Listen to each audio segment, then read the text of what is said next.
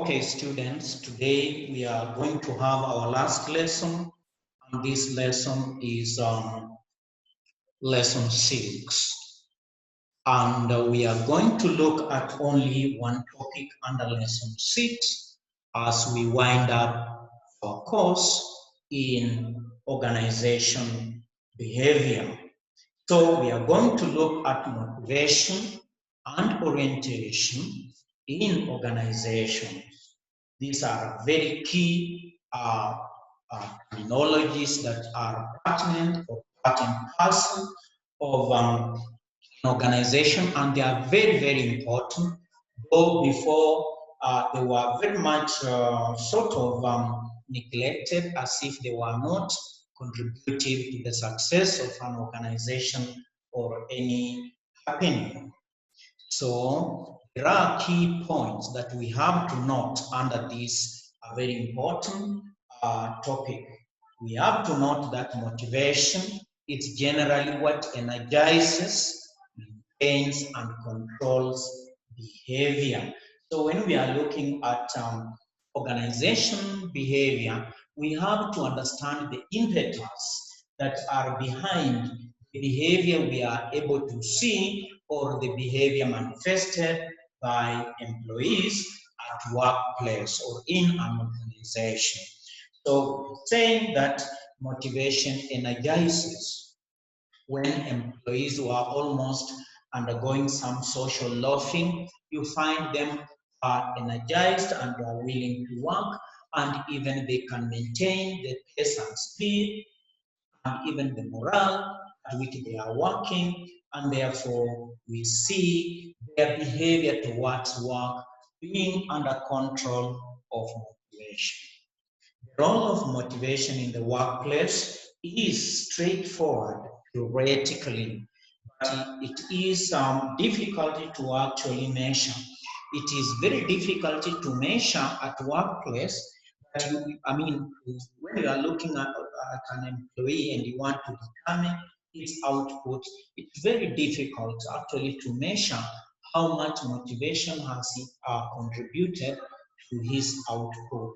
So it's more theoretically said than practically defined. So we are saying that sometimes salary is often enough motivation to keep employees working for an organization. It's not always enough to push them to fulfill their full potential. We are being told that some people will think in a myopic way, in a short-term way, that when you increase employees' salaries, it will make them work harder. No, it doesn't. It brings what we call instant productivity, fine. But now this employee would be like, if they have been able to increase this much, it seems they have gotten more than what they have even given to me. So that thinking in itself demotivates the employee by virtue of having his or her salary just increased. So we are saying that that may not be enough to push for full potential for an employee. Then we are saying motivated employees will remain at a high level of innovation while producing higher quality work at the higher level of efficiency. Employees, when are motivated, of which I'm saying increasing salary alone is not the only impetus, it's not the only variable that can actually bring about the full potential of productivity in an employee. So we are just saying that an employee is motivated in whichever way, whether intrinsically or extrinsically, you find it maintains his high level of production, high level of innovation, and many other things, and therefore the quality of his products are really worth in the market. So we are also saying that productivity is the rate at which products and services are generated relative to a particular workforce. So in other words, I'm saying productivity can mathematically be measured by taking output over input, and where you get the output outweighing the input, then productivity is very high, but at a circumstance where you find the input is more than the output, then that clearly shows, or if not tacitly shows, that productivity is low. Opportunity cost. This is an economics term that is used for foregone opportunities for others that are taking place. So here we are saying that the value of investing in the next before alternative, in the next better alternative, the value forfeited by taking a particular route, that value, that opportunity you forfeited, that brings us to the understanding of an opportunity cost. Yeah. So innovation is the introduction of something new, that is the development of an original idea which has never existed before. So if it is a product, if it is a design of a product, this is a very new product that has never existed on the earth. Motivation in the workplace. We are saying, the importance of motivation. We are saying motivating employees can lead to increased productivity and allow an organization to achieve higher levels of output. And that is why there is a lot in the manager to really look at the employees' welfare and every time see to it that they are motivated, because in itself it brings about these very good results. So motivation in the workplace, we are saying, generally speaking, motivation is what energizes, maintains, and creates much enthusiasm in the employee, and therefore is indirectly reflected in the high level of productivity. So the management of motivation is therefore a critical element of success in any business. With an increase in productivity, an organization can achieve higher level of output. So we are saying it is very important for the manager to manage motivation at the workplace, because it's a very important input, intrinsically, or rather more extrinsically, an employee to affect his or her productivity. So research has shown that motivated employees will always look for a better way to complete a task. That is it. Yes. Also, be more quality-oriented, next work with higher productivity and efficiency. Meaning efficiency is putting in less and getting more. Yeah. So, in summary, motivated employees will retain a high level of innovation while producing higher quality work more and more efficiently. Now, let us look at internal and external motivation, which we can call intrinsic and extrinsic motivation. So we're saying, and what we are looking at here, it's falling under many disciplines, and more so psychology, developmental psychology, and whatever workplace psychology. So we're saying that salary is often enough to keep employees working for an organization, but it is not always necessary enough to push them to fulfill their full potential. So Heisenberg, he's an earliest industrialist. He came up with this theory we are calling Heisenberg's theory, which emphasizes that while a salary is enough to avoid dissatisfaction, it is not necessary enough to propel employees to increase their productivity and achievement. So it's just part, it's not wholly what we need to achieve our motivation. So in fact, we are saying that the output of employees whose motivation comes solely from salary and benefits tends to decline over time, because there is this aspect of diminishing marginal utility in anything, in any commodity that you derive satisfaction. So even salary in itself, it's a commodity that an employee derives utility, and therefore over time that utility tends to go down. So we are saying increase employees' efficiency and work quality. Managers must turn to understanding that responding to individuals' internal and external motivations are very key. So external motives include work environment, cramped cubicle or airy open office. You see, the environment in which you are working in creates what we call external, that is extrinsic motivation to an employee. Internal motivation includes thoughts and emotions that go on in the employee's mind, like boredom, performing the same thing, and what have you. So you find this is what is more of mental processes which comes along with the aspect of thinking. So we can look at hierarchy of the 4 sources of motivation. So when we look at motivation, we have internal motivation, we have external motivation. Under internal motives are needs. Employees have needs, and there are some cognitions, what go through in their minds. The external motives are actually emotional because they are influenced by situations that occur both, mostly outside the employee and what is happening within the organization that affect this employee externally.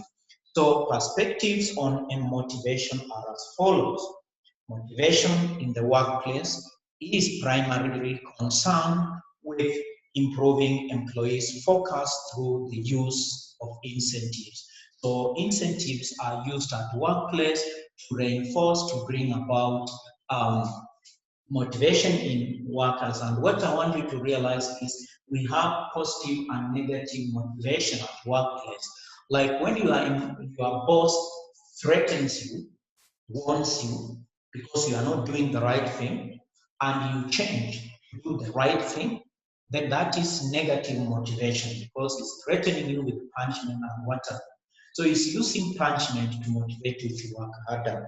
But positive motivation is that which where there's something like just word of mouth, thank you, this is good performance, there is promotion, there is bonus, it is seen. So key points generally, motivation in the workplace can be thought of through one of 4 specific theoretical frameworks. Needs-oriented, that's number 1. Cognition-oriented, that's number 2.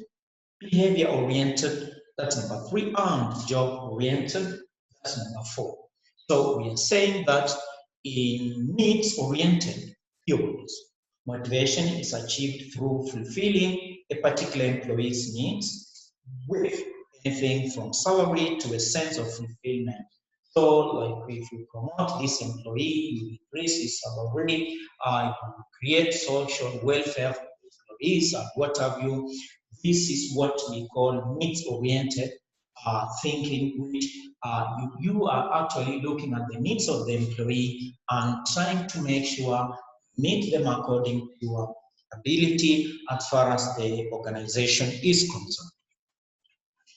In cognition-oriented theories, motivation is achieved through fulfilling employees' rational expectation that they be compensated based directly on the amount of value they provide. So if an employee has performed very well on a weekly basis, there are weekly basis bonuses to be recognized employees who have excelled, or at the end of the year, we have employees getting rewards just because of their performance, and that will come out of the performance appraisal that will have been carried out to establish employees who are actually excelled in performance.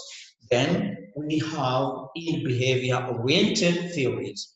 Here we are talking about motivation, which is achieved through conditioning, reinforcement, and punishment. So conditioning is the implementation of positive incentives to promote desirable behaviors and negative consequences to discourage undesirable behaviors. So in behavior-oriented, here is whereby employee or employer will apply negative and positive motivation where it's conditioning, it's creating, it's conditioning you. If you do very well, I'll do this for you. I'll do good things for you. If you do wrong things, don't perform, then this is what awaits you. So this is all about. Then in job-oriented theories, motivation is achieved when employees feel fulfilled and interested in the work. Financial compensation is only enough to avoid dissatisfaction, but when you feel the organization recognizes you, you feel like you are a citizen of the organization. You feel like that company belongs to you. So even when you are at home, you just feel working for this company. And more of this is like the company coming up with very good motivation, like you can get tea at workplace, lunch, there is medication, there is a house allowance, there is water allowance, there are promotions, I mean, there are career development programs. So this would fall under job-oriented theory. Now, conditioning. What is conditioning? Conditioning, a technique of behavior modification developed by B.F. Skinner. That Skinner is a very important person when it comes also to motivation and industrialization. So what is Skinner saying?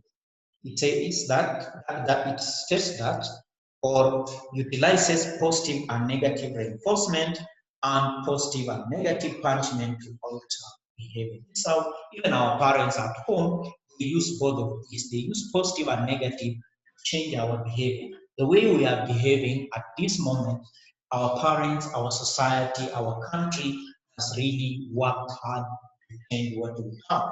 What about incentive? Incentive is a reward used to motivate employees to perform better. So from a managerial perspective, very few ideas are more important than the dynamics of motivation.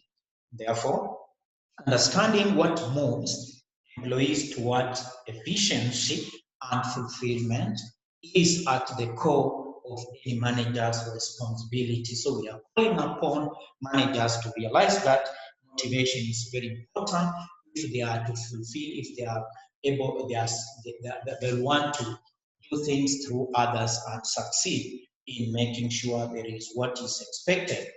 So motivation in the workplace is primarily concerned with improving employees' focus, yes, often through pursuing positive incentives and avoiding negative ones. Yeah, so most of the time we want to avoid negative motivation unless as managers we are forced or compelled to do so, especially when we are dealing with notorious employees.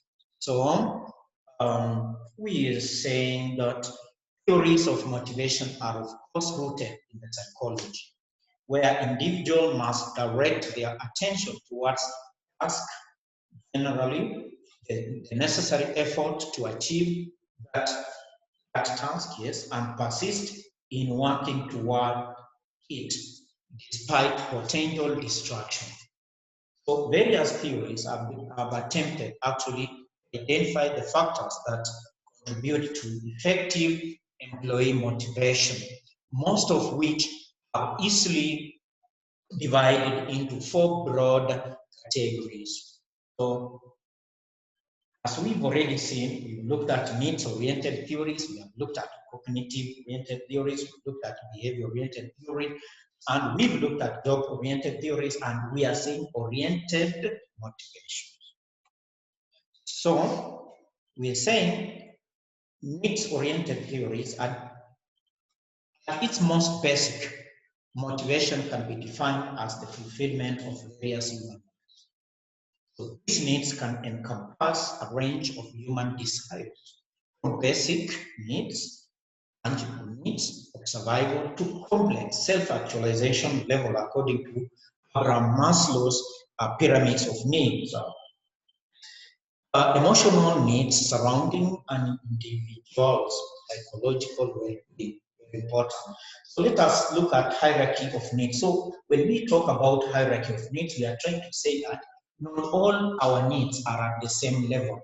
They are arranged in hierarchy according to their importance and according to the time you need them. So we are saying hierarchy of needs. The most well-known example of a needs-oriented theory of motivation is Maslow's hierarchy of needs. Abraham Maslow came up with what we call hierarchy of needs, and which we call Maslow's hierarchy of needs. So let us look at what Abraham Maslow is trying to tell us in as far as motivation at workplace is concerned. So Maslow is telling us that, or he postulated that needs should be fulfilled in a particular scaffolded order, with food, water, and shelter in the bottom, most fundamental, 2 tiers, and intangible needs such as fulfillment, esteem, and self-actualization to the highest tiers. So while this framework makes a certain amount of logical sense, critics have noted that there have been minimal data that suggest employees strive to satisfy needs in the workplace in accordance with this hierarchical framework. But the fundamental idea behind Maslow's model is that individuals have various tangible and intangible desires that can be leveraged in the use of motivational incentives. So what are we saying from this paragraph? We are saying that Maslow's hierarchies of needs has contributed a lot as far as employee needs are concerned, fine. But there are some weaknesses because according to Maslow, it's like you have to fulfill the lower tier or level before you move to another one, because he came up with about 5 of them: physiological needs, security needs, social needs, self-esteem needs, self-actualization level, and whatever. So we are saying need for achievement theory. Now, this one is according to Atkinson and McClelland, who proposed the needs for achievement theory, which highlights 3 particular needs in the context of the workplace: achievement, authority, and affiliation. Well, he came up with 3, unlike Abraham Maslow, who came up with 5. But still, these 3, you can find them, if you compare the 2, you find them overlapping, can be seen in the 5. And the 5 of Abraham's Maslow levels can be seen in these 3. That is what I want you to understand when you are looking at these 2 theories. So, Atkinson and McClelland hypothesized that every individual has a need for all 3 of these tangible segments of fulfillment, but that most individuals lean more toward one of the 3. So you may not go for the 3 at the same time, but you might go for one more than the other. So we are seeing here a good diagram, which is showing at the top we have self-actualization, meaning these are achieving one's full potential, including creative activity. So here, the richest people in our society are at that level, like Obama and the rest, because they come up with foundation just to help people, just to get a good name. They are not doing it to benefit financially, no. That is when you are at self-actualization level of needs. You just want recognition. Then self-esteem needs. Here, we do things for prestige, to feel accomplished, and what have you. Then there is the aspect of belonging and love needs. Intimate relationships, friends, you have that. Then there is safety needs, very important. And the one below is physiological needs. Okay, cognition-oriented theories. Cognition-oriented theories generally revolve around expectations and deriving equitable compensation for a given effort or outcome. So what are we saying? We're saying that there are 2 main cognition-oriented theories, equity theories and expectancy theory. So let us look at equity theory, that is under cognition-oriented theory. So equity theory is based on the basic concept of exchange. It values the culmination. Culmination is getting to the peak of something. Culmination of employees' experience, highest skills and performance against their respective compensation and advancement opportunities. Yes. Then what is all about expectancy theory? Expecting. Yeah. Expectancy theory is similarly derived, but it states this relationship to an equation. Motivation equals to expectancy, yes, times instrumentality times value. So instrumentality simply refers to the belief that a level of performance can be realized, sort of. Now, essentially, expectation theory and equity theory demonstrate the value of rewarding an employee's investment of time, effort, with appropriate compensation. Appropriate, you can just compensate. Is that compensation appropriate? That is the level we are moving to. Yeah. Don't just say, I gave this baby food. No. What quality of food? What quantity of food did you give? Is it worth? So, let us move to behavior-oriented theory. So, we are saying that the underlying concept of behavioral approaches, motivation, is rooted in theories of conditioning, particularly the work of psychologist B.F. Skinner. Skinner is a renowned psychologist. Those of you who have studied psychology, maybe public health, in whatever area, you will want to agree with me that this is a guy that is synonymous with psychology. Behavioralism stipulates that an employer should promote positive behavior and deter negative behavior, generally through a basic reward system. So at workplace, employers are supposed to have a rewarding system which has some agreeable, transparent criteria based on not maybe, but based on work performance appraisal. Yes. So variable compensation, as found in many sales jobs, is a prime example of this concept. Meaning, like if you have sales and marketers, there is the flat salary they get. But in case they happen to bring more or to dispose of large volumes of sales, then a given percentage of the sales is given to them as a motivation, as a commission. So what am I saying? When an employee makes a sale, the employer provides a certain portion of income to the employee that executed that sale. That's exactly what I'm saying. So this positive reinforcement serves as a behavior modifier. It modifies, it changes the behavior of the employee. Now let us look at job-oriented theory. What are they saying about job-oriented theories? Are there, meaning they relate or they follow, or they relate to the view that employees are motivated to complete tasks effectively because of an innate desire to be fulfilled or to contribute, and that compensation and other forms of incentives are less important to them. There are some employees who just work, whether you recognize them, whether you reward them, but they just feel that an obligation and they have just to work. So there are two-factor theory. What are they saying?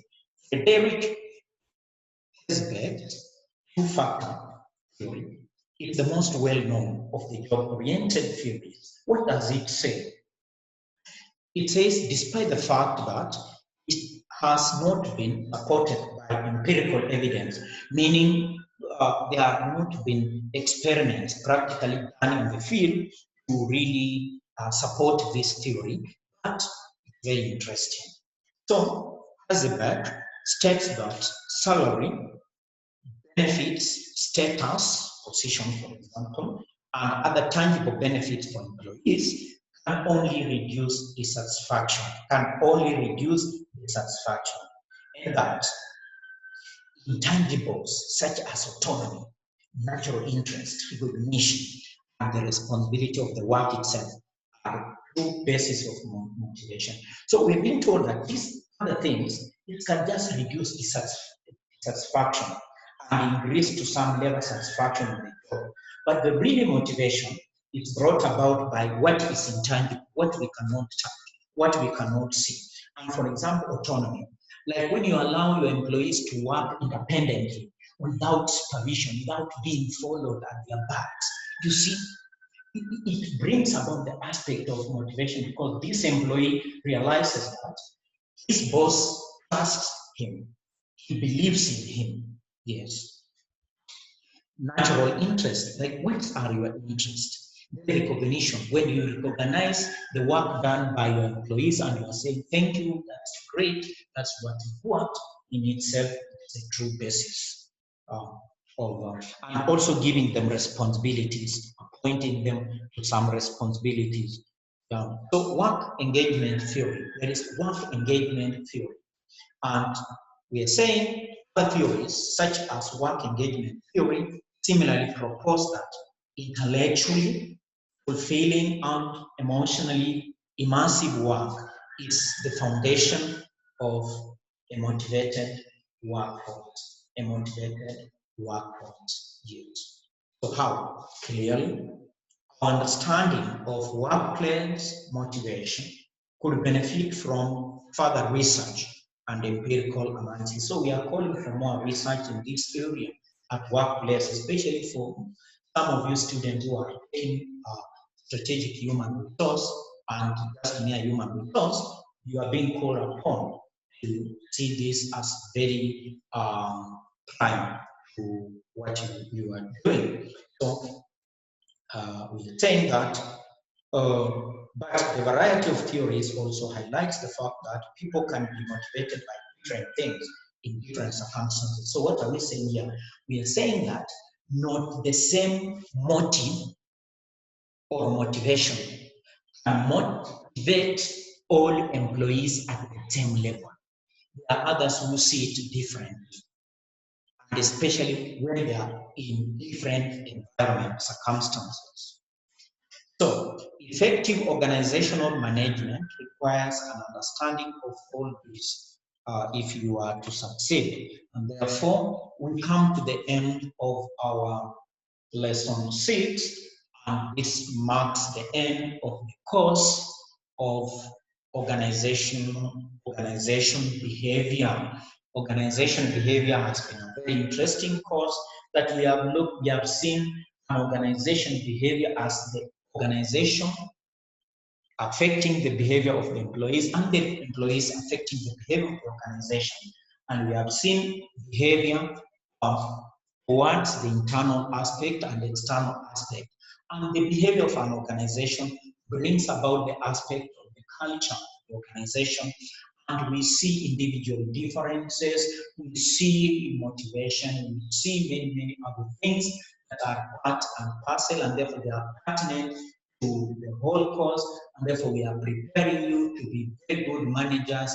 I don't mean you have not been good managers, but I'm just saying that from the level you have been, having gone through this course, you have undergone some throughput, you have undergone some processing. Now you are a formidable output ready to be put in the external environment and become useful to the society. So I want to wish you well. I want to wish you success. Hambalio. I want you to succeed and even be better than your lecturer in whatever you do. Yes. So now from today, count 2 weeks and you'll be doing the exam. Remember my 2 assignments, and you have to send them to me through Google Class.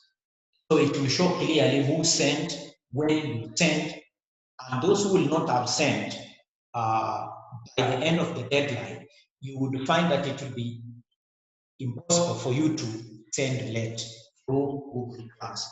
So you will have yourself to blame, and don't blame your lecturer.